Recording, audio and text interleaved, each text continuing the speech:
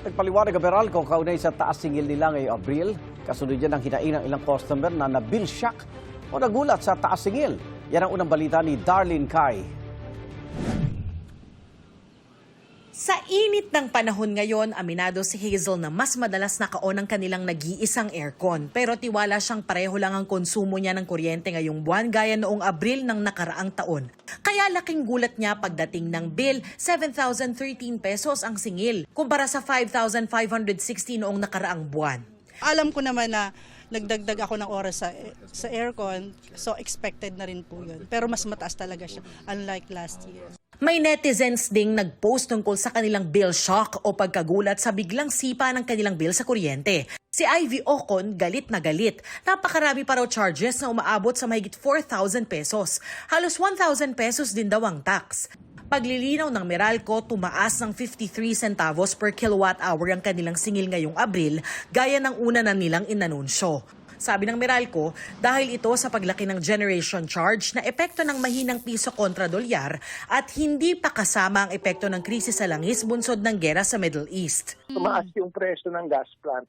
So ito pinagkukunan natin ng supply, nag-reflect sila ng increase kasi bumaba din yung pera natin kumpara sa benchmark na US dollar.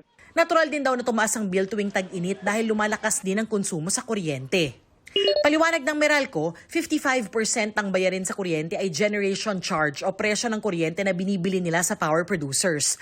10.1% ang transmission charge na ibinabayad sa National Grid Corporation of the Philippines para sa pagdaloy ng kuryente mula sa mga planta patungo sa distribution system. 17.5% ang distribution charge. Ito raw ang napupunta sa Meralco bilang bayad sa paggawa, operasyon at maintenance, 11.7% ang buwis. 5.7% naman ang iba pang singil. Paglilinaw din ng Meralco, gobyerno ang nagtatakda at kumukuha ng pass-through charges at subsidies para sa senior citizens at 4-piece beneficiaries. Ang lifeline rate ay ang subsidiya na binibigay sa mga 4-piece yung qualified. Ayon sa Republic Act 11552 o yung expanded lifeline rate law, equivalent ito sa 1 centavo per kilowatt hour. Wala pang pagtaya kung magkakaroon ng pagbabago sa singil para sa Mayo, pero inaasahang makaaapekto ang karagdagang 23 centavos refund para sa residential customers,